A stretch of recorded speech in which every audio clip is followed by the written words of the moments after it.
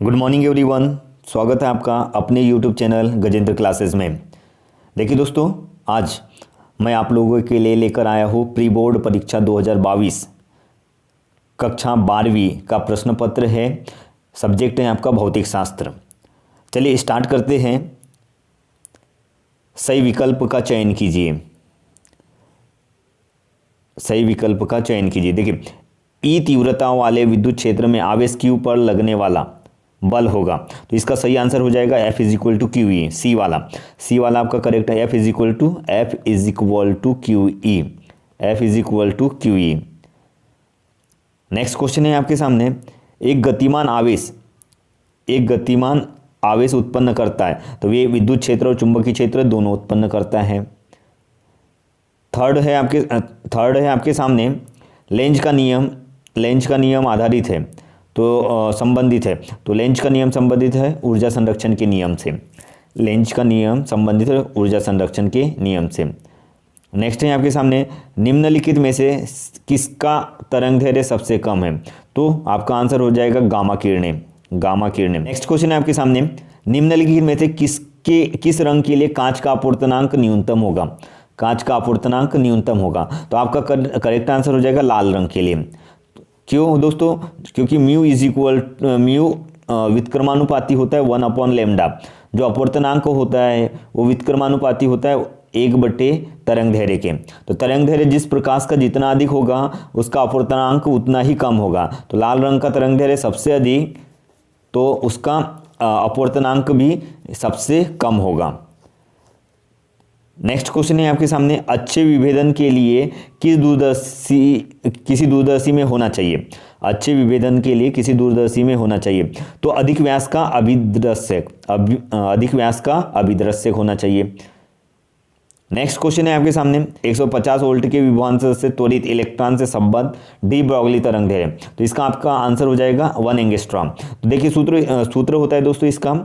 D Broglie तरंगदैर्घ्य lambda is equal to वर्गमूल 150/V या तो 12.27 V। आप यहाँ पे 150 मान रख देते, 150 से 150 कट जाएगा, एक आ जाएगा, एक का वर्गमूल एक और वो ये वाला तरंगदैर्घ्य हमेशा होता है एंगस्ट्रॉम में। तो इसमें आपका करेक्ट आंसर हो जाएगा दोस्तों 1 एंगस्ट्रॉम। चलिए आगे बढ़ते दोस्तों। देखिए, रिक्त स्थानों की पूर्ति कीजिए। इसमें एक आदर्श वोल्टमीटर का प्रतिरोध, तो आदर्श वोल्टमीटर का प्रतिरोध होता है दोस्तों आपका अनंत। आदर्श वोल्टमीटर का प्रतिरोध होता है अनंत। फिर एलसी परिपथ में धारा और विभवांतर के मध्य कलांतर होता है π/2 का। नेक्स्ट है आपके सामने। अंधेरे में फोटोग्राफी के लिए अवरक्त किरणों का उपयोग किया जाता है। अंधेरे में फोटोग्राफी के लिए अवरक्त किरणों का उपयोग किया जाता है। फिर जीवाणुनाशक के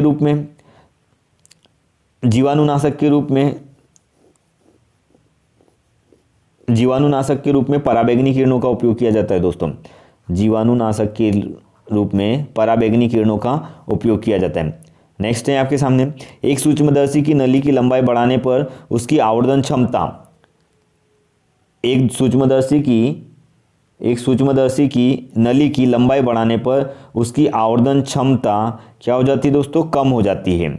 एक दूरदर्शी की नली की लंबाई बढ़ाने पर उसकी आवर्धन क्षमता कम हो जाती है। एक सूक्ष्मदर्शी की नली की लंबाई बढ़ाने पर उसकी आवर्धन क्षमता कम हो जाती है। नेक्स्ट है आपके श्वेत प्रकाश में पतली फिल्म में रंगीन दिखाई देने का क्या कारण है? तो इसका कारण है दोस्तों व्यतिकरण। श्वेत प्रकाश में पतली फिल्म के रंगीन दिखाई देने का कारण है व्यतिकरण। नॉट गेट को कहा जाता है, तो नॉट गेट को कहा जाता है दोस्तों उत्क्रम गेट भी कहा जाता है। नॉट गेट को उत्क्रम गेट को क्या कहा जाता है? उत्क्रम गेट। नॉट गेट को क्या कहा जाता है? नॉट गेट को उत्क्रम गेट कहा जाता है। चलिए आगे बढ़ते हैं दोस्तों।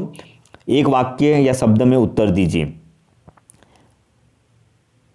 देखिए विद्युत क्षेत्र की तीव्रता का एसआई मात्रक, विद्युत क्षेत्र की तीव्रता का एसआई मात्रक, तो ये होता है दोस्तों न्यूटन प्रति मीटर, न्यूटन प्रति मीटर। विद्युत क्षेत्र की तीव्रता का एसआई मात्रक न्यूटन प्रति मीटर।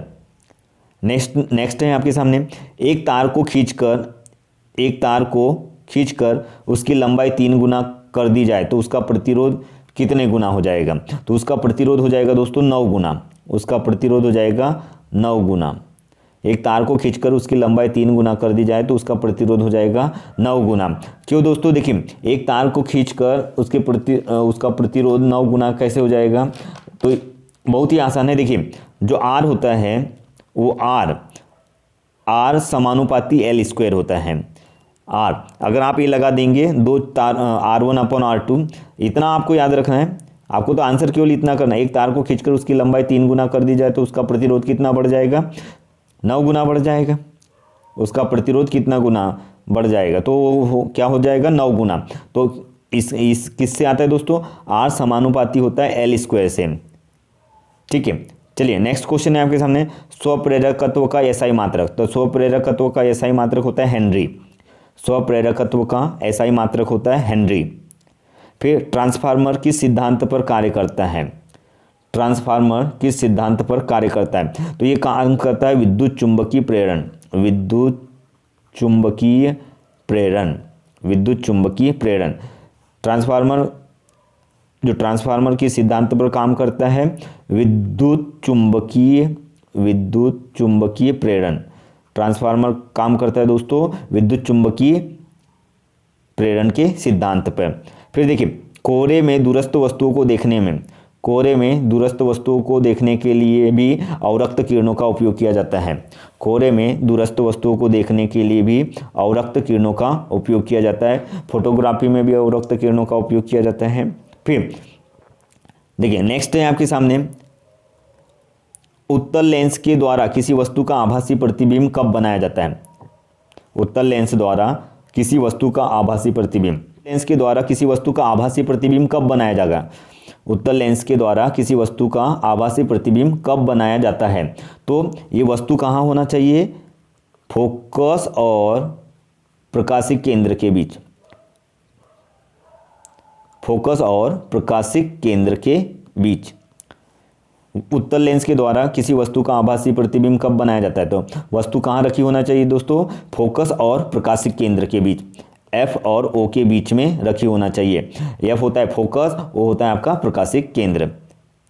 एलईडी के निर्माण के लिए प्रयुक्त अर्धचालकों में बैंड अंतराल कम से कम कितना होना चाहिए? 1.8 इलेक्ट्रॉन वोल्ट का। एलईडी के निर्माण के लिए प्रयुक्त अर्धचालकों में बैंड अंतराल कम से कम कितना होना चाहिए दोस्तों? 1.8 इलेक्ट्रॉन वोल्ट का, 1.8 इलेक्ट्रॉन वोल्ट का। चलिए आगे बढ़ते, सही जोड़ी मिलाइए। विद्युत शक्ति हो जाएगी आपकी I²R, विद्युत शक्ति हो जाएगी आपकी I²R। प्रेरण प्रतिघात हो जाएगा ओमेगा एल, प्रेरण प्रतिघात ओमेगा एल। ब्रूस्टर का नियम हो जाएगा ध्रुवण से रिलेटेड। आकाश का नीला रंग हो जाएगा प्रकाश का प्रकीर्णन। विद्युत चुंबकीय तरंग की क्वांटम प्रकृति हो जाएगी प्रकाश विद्युत प्रभाव। जेनर डायोड हो जाएगा आपका वोल्टेज नियमन। और चल कुंडली धारामापी हो जाएगा धारा का चुंबकीय प्रभाव। तो ये हो गए आपके दोस्तों एक एक नंबर के जितने भी क्वेश्चन थे आपके सामने। ये आगे देखिए, पेपर को मैं आप लोगों के सामने पूरा दिखा देता हूँ।